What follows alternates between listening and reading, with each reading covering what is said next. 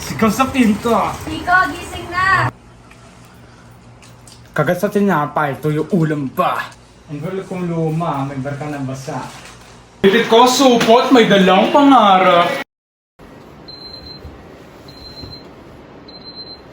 Ala na naman na nakakabikon! Smile na maangas, todo bossing yon. Breakfast tapos interview mamaya. Basta relax lang, kayang-kaya ko pa. Pasensya sa sapatos, luma pero buo. May kang akin bago pa sa forma ko. Bag na may laman kahit mabigat. Bag ko may laman, dala ng yaman. Dalawang landas, sabay sa paglakad. Mundo'y magkaiba, pero laban ay parehas. Ipit ang pangarap, kami ang sandata. Edukasyon ng susi kahit saan pa man galing ka.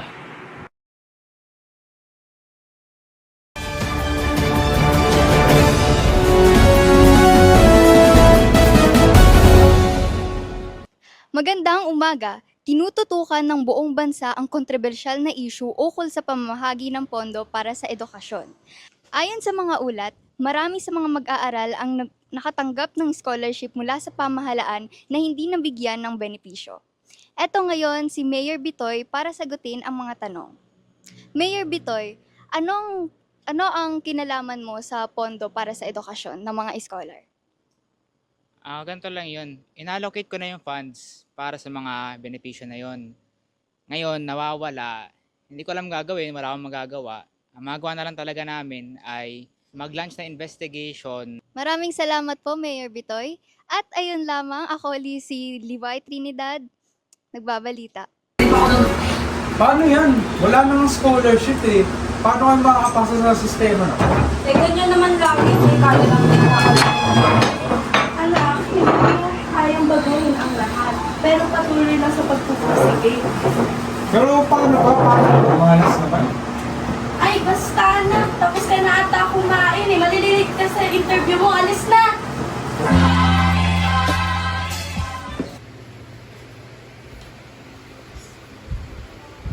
Education Secretary Sara Duterte led the program. Ano ba yan?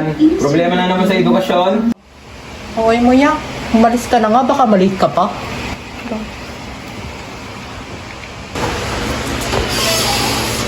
Ayaw ko to.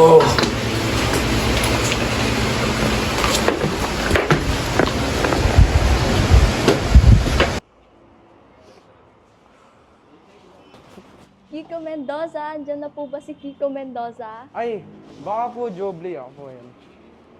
Pasok po. Hindi po.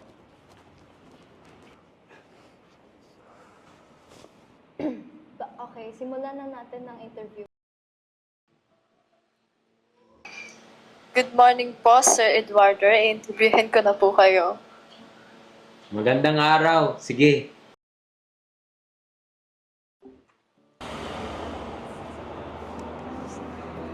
Uy, Wait lang. ang gara naman ng silid na to. Siguro, para sa mga mayayaman. Okay. Yes po? Na-process na ang iyong interview at base sa board, pwede ka na magsimula bukas. Talaga? You're hired. Talaga po? Maraming salamat po, maraming salamat po talaga, makakaasa po kayo sa akin. Makakaasa po kayo sa akin.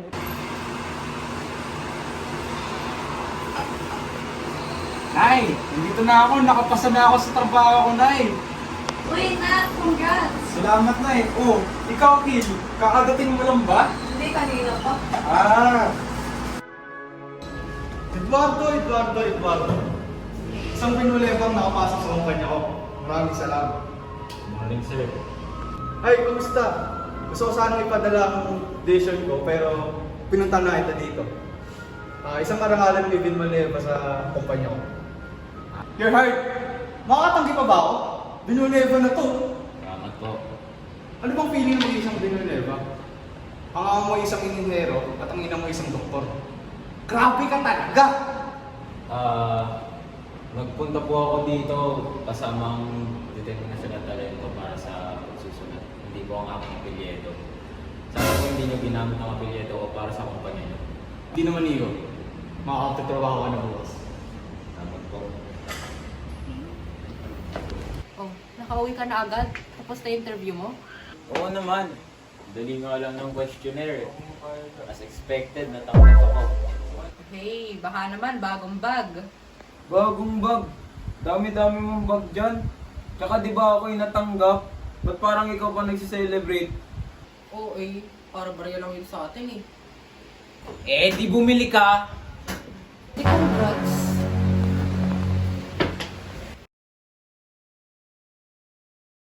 Sir Eduardo, dito po tayo. Dito po ako student. At ito po yung mga product. Sige, salamat.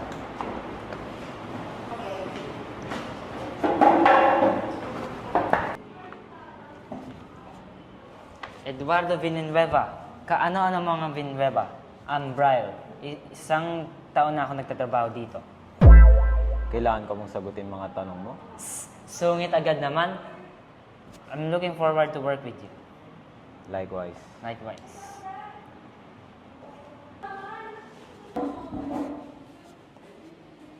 Lori, rinig mo na ba? Ano?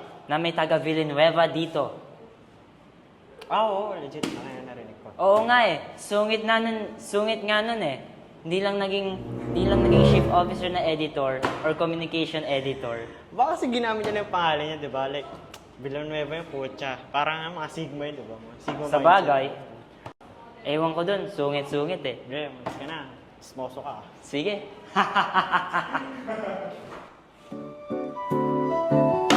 Ako ba yung bago dito? Opo, ako po. Ako nga palang pinakamagaling na writer dito. Kung may kailangan ka, huwag kang lalapit sa akin. Ano pong problema? Bakit po kayo ganyan magsalita sa akin?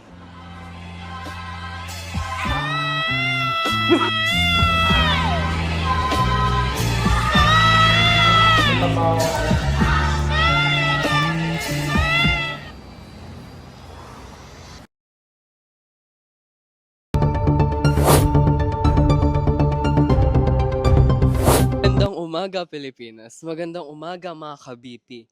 Totoo at makabuluhan balita ng bayan, BP News na yan. Ako si Ibahay Santos, naghahatid ng nagbabagang balita. Mga iskolar na bigyan ng benepisyo sa tulong ni Mayor Bitoy. Ipinamamahagi na ang mga benepisyo ng mga mag-aaral na iskolar tulad ng libreng supply. Estudyante ay hindi maitago ang tuwa dito. Balitang Pilipinas, ako po ulit si Ibahay Santos, naghahatid ng totoo at makabuluhang balitang bayan. Magandang progress sa edukasyon? Tama ba Tama ba pagkarinig ko? Seryoso ba to? Saan naman nila to nakuha? Sandali nga lang. BP News? BP News to ah. Bakit naman tayo magbabalita ng ganito? Di ba kakabalita lang nito kahapon? Di nga nakausap si Mayor Bitoy tungkol dito eh. Anong meron? Totoo ba yun?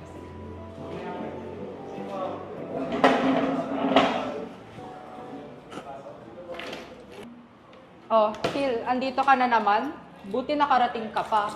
Sira-sira na nga sapatos mo. Tingnan mo pa yung bag mo.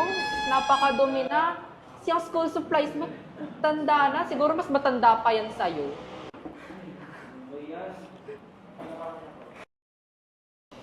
Ikaw ba yung bago dito? Ah, oo. Ako nga pala si Kiko. Pala may pinapautos yung boss sa'yo. Gawin mong balita. Eto. Ah, sige. Hindi ako pwede magsulat ng balitang hindi tiyak ang katotohanan. Ha? Ano naman, Kiko? Gawin mo na lang. May pakinabang din yan sa kumpanya natin. Para sikat tayo. Kaya isulat mo na lang. Magaling ka, di ba?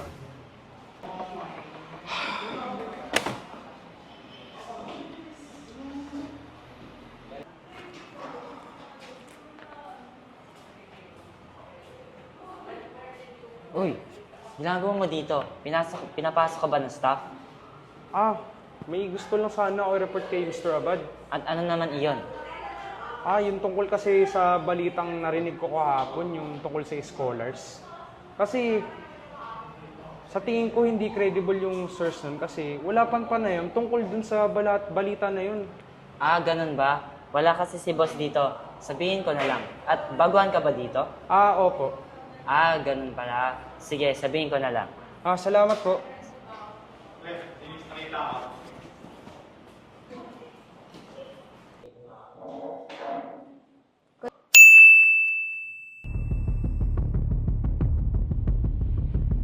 Ha? Anong ibig sabihin nito? Wala silang pakialam? At tinakot pa nila ako? Hindi ako maaaring mawalan ng trabaho, ngunit hindi rin maaari ang ginagawa ng kumpanyang ito.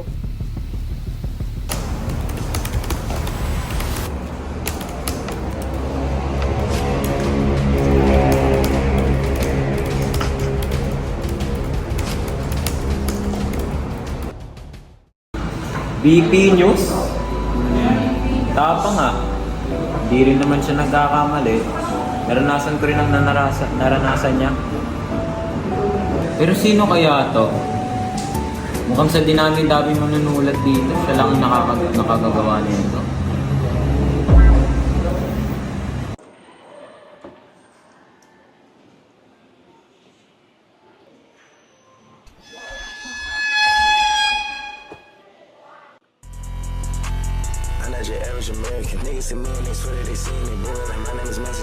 Mr. Villanueva? Ay, magandang araw po, sir. Hi, good morning. Ako nga po pala si Kiko Jobli at nakilala po kita dahil nagbabasa po ako ng mga sulat ng iba't ibang manunulat. Ganun ba? Salamat. Nagtataka nga po ako bakit ang daming nagsasabi ng masama sa inyo. Katulad nung isang araw nung sa opisina, sabi ng isang kasamahan na hindi naman daw po ako talaga kayo magaling magsulat.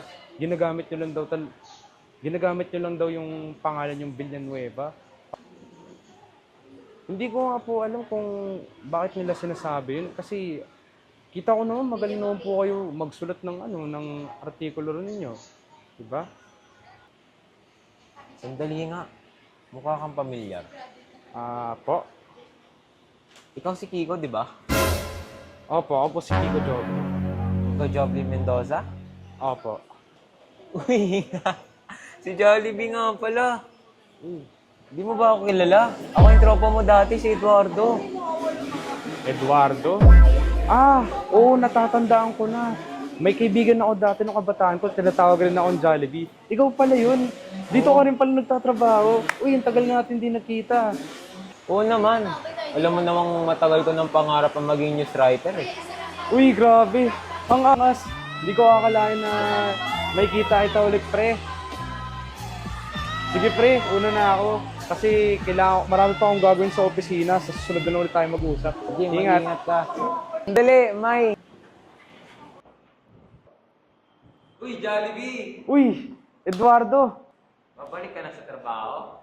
Oo. Uy, magkaparehas lang pala tayo ng department eh. Pwede kitang puntahan para may pagkwentuhan. Oo. Sandali lang. May tanong pala ako. Ano yun? Di ba kasi may kumalat sa social media na post about sa kumpanya? Napansin ko lang na parehas ang pagsusulat mo sa post na yun. At alam kong may lakas kang gumawa ng mga ganun. Ano kasi? Ay, sandali lang tol. Tinawag kasi ako. Mamaya na lang, Eduardo. Sige. Ano ba ang gusto mong iparating? Natapat ka? E di ikaw na. Parang pagsusulot na ka lang, di mo pa magawa. Grabe ka! Uy, Lori. Anong nangyari doon? alam mo nangyari doon. Yung Eduardo kasi, hindi marunong, tol. Sinabi sa kanya, magsulat siya ng artikulo. Hindi naman daw totoo yun. Tapos biglang hindi niya susulatin. Siyempre manulat siya, kahit anong sabihin, dapat susulatin niya. Diba? Siguro gusto na talaga niya makataas ang level.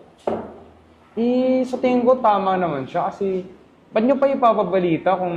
Di siya tama. Mali siya. Ako muna. Wala namang matibay na source yung balita niya. Di ba nabalita? Tol, empleyado tayo. Kailangan natin gawin kung ano inutos sa atin. Mali yung ginawa niya. Ay, gusto niyo ba talaga to? Nagbubulag-bulagan lang talaga kayo. Nani? Salamat, te. Uy, Kiko! Uy, Eduardo! Naparito ka! Ano ginagawa mo dito? Bibili ng pagkain. Ah! Uy, tara, kain tayo. Upo muna tayo doon, usap tayo. Oh, sige, sige, sige. Nga pala, napansin mo rin yung di balitang totoo na pinost sa kumpanya? Ah, oo. Minsan kasi di ko mapigilan sarili ko, tapos di ako sumusunod sa mga utos nila. Totoo! Kaya ako na po. Ikaw yung nag-post nun? Ah, oo, ako nga yung nag-post nun. Hindi ko talaga nakayanan na binabalita nila yung hindi makatotohanan, kahit alam nila yung katotohanan. Ah, pre, sa atin lang to, Eduardo. Huwag mo ipagkalat sa iba kasi baka ma-terminate ako sa trabaho. Sangayon ako dyan. Hangang-hanga nga ako sa katapangan mo eh. Sa dami-daming empleyado at saka mga tatrabaho doon. Ikaw lang nakagawa. Ayoko lang kasi matanggalan ng trabaho kasi alam mo namang ako pa rin yung inaasahan ng pamilya ko kaya kailangan ko talaga ng trabaho. Ikaw pa rin ba yung breadwinner? Ano pa ba? Parang ganun na nga. Nagtatrabaho ako habang nag-aaral para matustusan ang sarili at kapatid niya na gusto rin magsulat. Lalo akong nagiging mapanuri nang malaman kung may mga kaso palang binabayaran ng ilang tao sa gobyerno, ang media, para pagtakpan ang palpak na sistema, lalo na sa edukasyon. Ngayon, mas naintindihan ko saan ka nang gagaling at bakit mo na-i-post yun. Magkaiba man ang estado natin sa buhay, hindi naman malayo ang tingin sa sistema ng edukasyon. Bata pa lang ako, napapansin ko na ang laki ng agwat sa kalidad ng edukasyon ng mahihirap at mayayaman. Grabe, no? Sige po, sir. Ay, Eduardo. Mauna na ako. Salamat, ha. Sige, bye. Muna na ako. Sige, ingat po.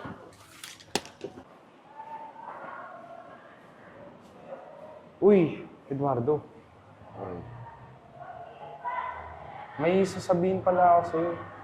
Ay, mamaya na lang pala pag alis nila. Sige, sige.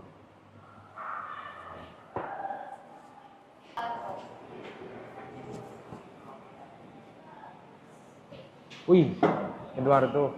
Ito yung sasabihin ko sana sa'yo kanina. May plano ako. Di ba hindi nila pinaniniwalaan? Paano kung sila naman ng mismo nakakita? Paano naman mangyayari yun? May mga papel sila na nakalagay doon yung mga binabaliktad nilang mga balita. Talaga? Saan natin mahanap yun? Tara, puntahan natin patago. Tara. Sumunod ka sa akin.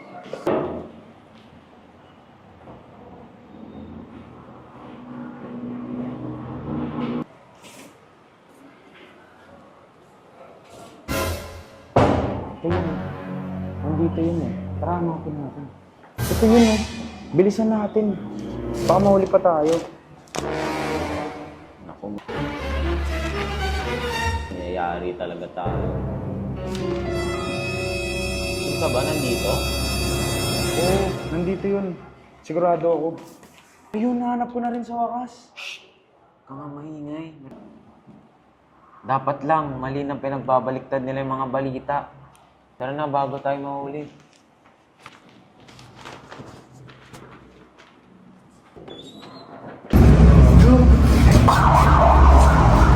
Kung sa'yo, may nasabihin po Ano nangyari? may report po sana kami. Eduardo tsaka si Kiko, gusto kong i-expose. Totoo ba? Opo, kung ano nga po ginagawa nila eh.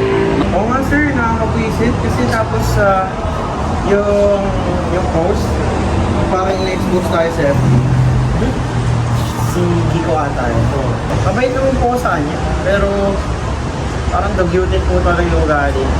Nakapwisit po eh. Parang may pinaplant po siya against. Magiging malaki iskandal yan. Ano kaya ang gagawin natin dyan? Kung bahala nga yun sa mga yan. Magpituro ko sila ng leksyon. Tama sir, patayin mo na lang kung kaya mo sir. Sige. Sige sir. Salamat, sinabi niyo sa akin yun. Sige sir, take na po kami. Sige, ingat. Salamat po. Ito po, notice of termination. Anong notice of termination? Pasensya na po, inutusan lang po. May ginawa daw po kayong hindi maganda. Ano to? Wala man lang hearing or warning? Hindi ito makatarungan. Tara, puntahan natin si Sir Abad. Sir? Sir. Ano tong notice of termination na natanggap namin ni Eduardo? Wala ka lang mang binigay na warning sa amin Anong ibig sabihin nito? Tama. Alam niyo mga ginagawa niyo. Dapat alam niyo mga consequences ng mga actions niyo. At hindi sa lahat ng oras, tama ang mga ginagawa niyo. So kami pa yung mali. Kami pa? Kayo ngayon nagbabaliktad ng katotohanan at ginagamit nyo pa yung kumpanya nyo para manipulihin yung mga inosenteng tao? Ang kapal ng mukha mo! You made a mistake and you should pay for it. Umalis na kayo dito. Lumpakan na kayo.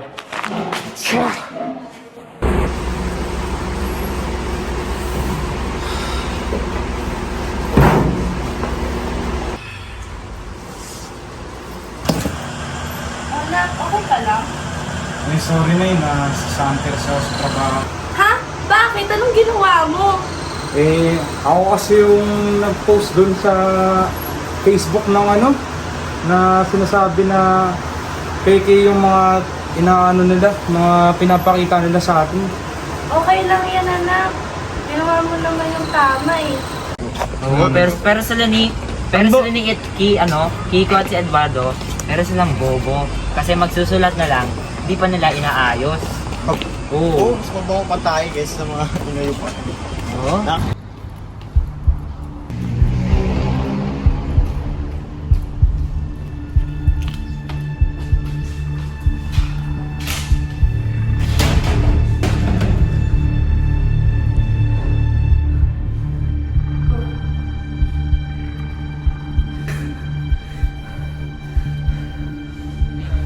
Walang may paka sa'yo. Nahirap ka naman. Wala ka namang kwenta. Ano bang silbi mo dito? Matanda pa yun sa'yo.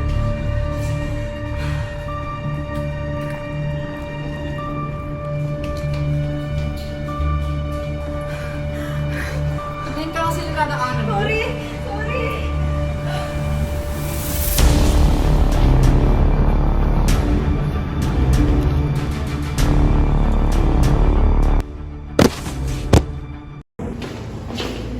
Good morning, Eduardo. Glad to see you here. Good morning, Mr. Gonzalez.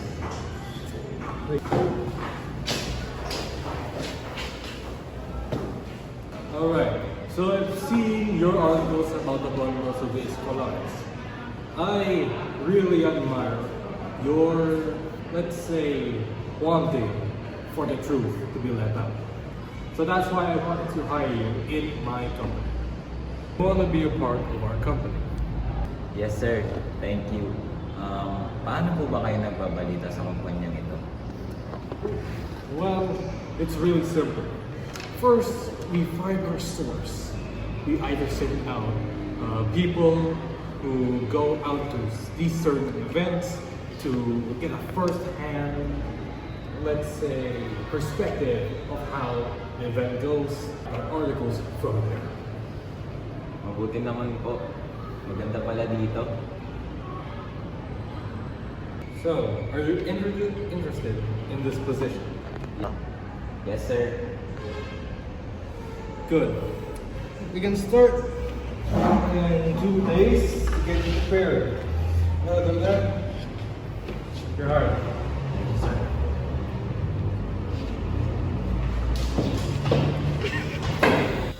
Uy Kiko, maupo ka dito, kamusta ka? Ito, okay lang. Oo nga pala, pinaimbestigahan na yung VP News. Buti naman, para patunayan na hindi kailangan sabihin ka ng masasamang salita. Tangin na kasi, hindi naman kailangan yun. Ay nga pala, nakatanggap ako ng bagong trabaho. Masaya ako para sa Eduardo. Oo, hindi ko na kayang magtrabaho ulit, Eduardo. Kiko, pasensya na. Umalma ka. Ano nangyari? Hindi, Eduardo. Namatay si Gil. Namatay ang kapatid ko. Kiko, pasensya na. Umalma ka. Ano nangyari? Hindi ko agad nalaman ito. Namatay siya ng hindi sinasabi ng media. Wala silang hiya. Hindi ko alam. Binubuli siya sa eskwelahan. At hindi ko ito alam na binubuli siya ni Emil. Binubuli siya ng kapatid mo, Eduardo.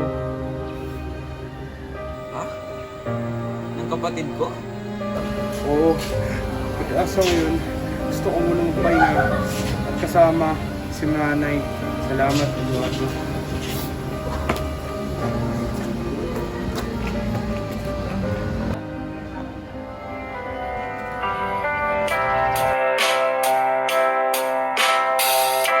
Ang dating sigla't kulay, ngayon yabon at durog. Ang mga plano pag-asa, biglaang nawala. Walang ibang makawakan, kundi ang hapdi at lumbay. Ang dating lakas ko nawala, parang ibong di makalipad. Nasaan ang liwanag sa gitna ng dilim na ito? May pag-asa pa bang sisikat o habang buhay na ang pagluha?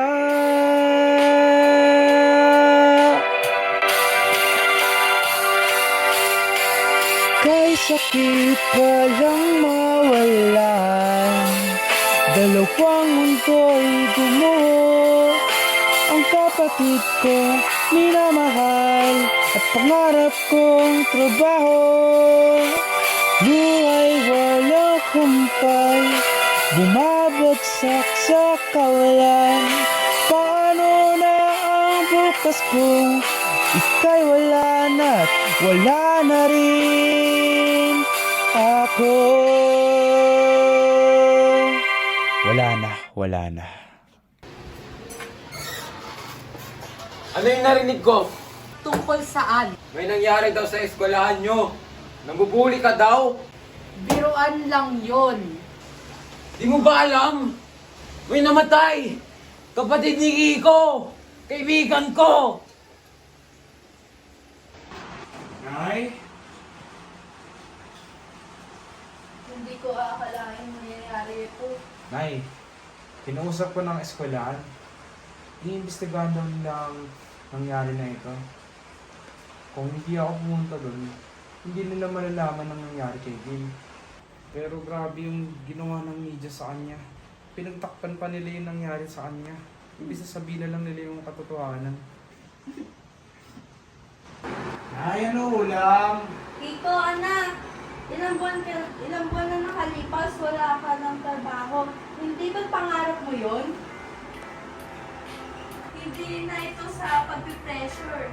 Ito ay, kung gusto mo, ayokong nasa bahay ka lang. Nagluluksa sa kapatid mo.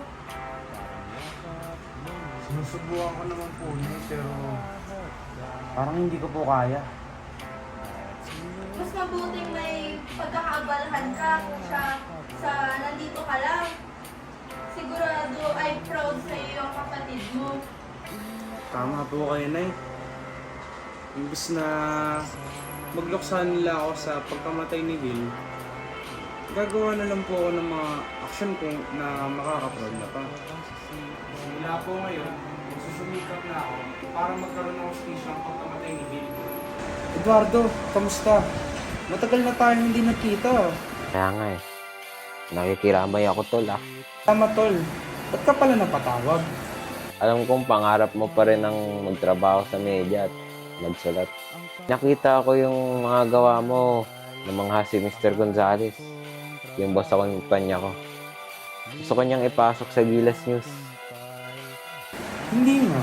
Sa katunayan, naghahanap ako ng matatrabahuan dahil inuba na rin akong nakatingga. Sige. See you dito. Send ko sa'yo yung address. Sige tol, pakiga ko dyan. Pangarap kong trabaho, buhay walang kumpay, bumabagsak sa kawalan. Paano na ang bukas kung ika'y wala na't wala na rin ako?